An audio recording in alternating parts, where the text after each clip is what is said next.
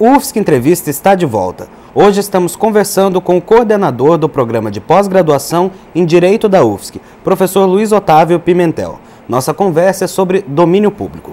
Professor, uma obra pode entrar em domínio público antes de encerrar o prazo de proteção dos direitos?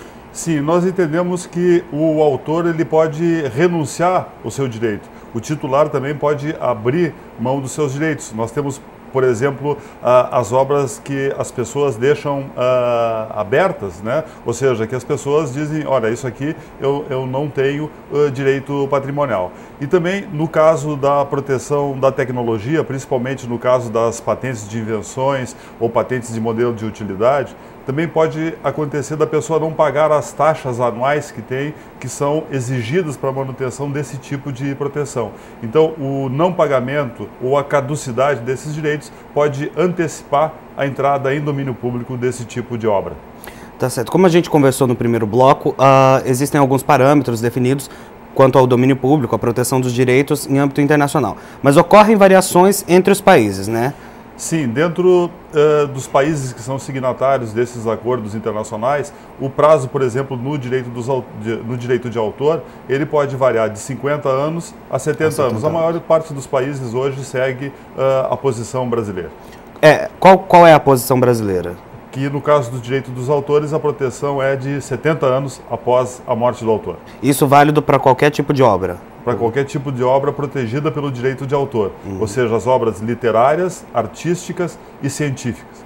Nós também poderíamos dizer que esse tipo de obra, ela protege a expressão da ideia, enquanto as obras protegidas por patentes, elas protegem a aplicação da ideia. Então, por exemplo, se nós temos um livro que ensina a fazer um determinado objeto, uma prancha de surf, por exemplo, então, se eu tenho essa obra protegida pelo direito de autor, significa que ninguém pode copiar ela sem autorização ou sem pagar os direitos de copyright.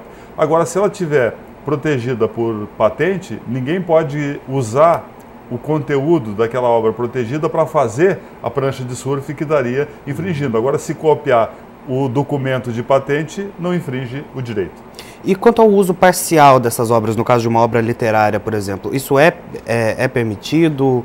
Essa é uma questão muito interessante, muito importante. Então vamos imaginar, nós trabalhamos numa universidade, então as pessoas às vezes copiam pequenos trechos de uma obra. Então não existe uma régua para medir quanto da obra significa a violação, porque eu posso escrever um livro com 300 páginas, mas a síntese da minha obra está em 4, 5, em 3 páginas. Então uma pessoa copiou 3 páginas da obra e teria infringido o cerne dela. Então o que vigora nesse aspecto é o bom senso. E existem várias alternativas que não se considera infração dos direitos de propriedade intelectual mesmo quando eles são válidos, dentro do direito de autor. Por exemplo, se eu sou um estudante na biblioteca, eu faço uma cópia para o meu próprio uso, então isso não infringe a propriedade intelectual. E a outra também é a citação das obras. Então no momento que eu faço um trabalho e eu quero fazer referência a outros autores, desde que eu indique a fonte e deixe bem claro que eu não estou copiando, então isso pode ser feito sem nenhum problema. Professor, como que uma pessoa pode saber se determinada obra está em domínio público ou não? Também uma pergunta muito boa. Uma obra, ela, para mim saber, eu tenho que ver quando é que essa obra foi publicada.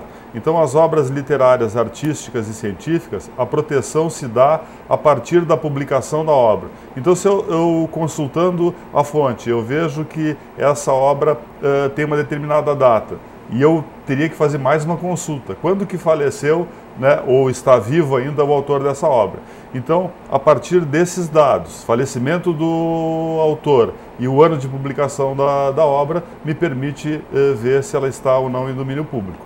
E uma outra situação é quando há uma renúncia do direito, então normalmente se escreve, olha, essa obra aqui eu abri mão dos direitos patrimoniais, né? Então nós que escrevemos, às vezes nós publicamos obras que já estão escritas, isso, olha, essa obra, né, pode ser copiada, pode ser reproduzida, né, que está autorizado. Então significa o quê? Que eu abri mão dos meus direitos. O senhor chegou a falar falou na data de publicação da obra, e no caso de obras obras que não foram publicadas, elas foram feitas, foram produzidas em um determinado período e muito depois é que se veio a publicar essa obra.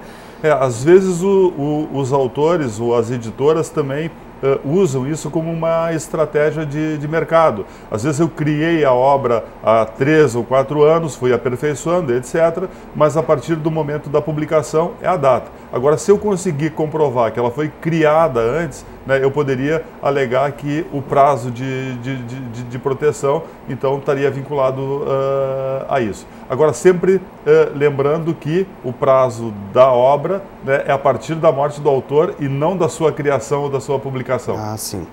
Tá certo. Professor, a gente vai continuar a conversa já já, mas agora nós vamos fazer mais um rápido intervalo. UFSC Entrevista volta já.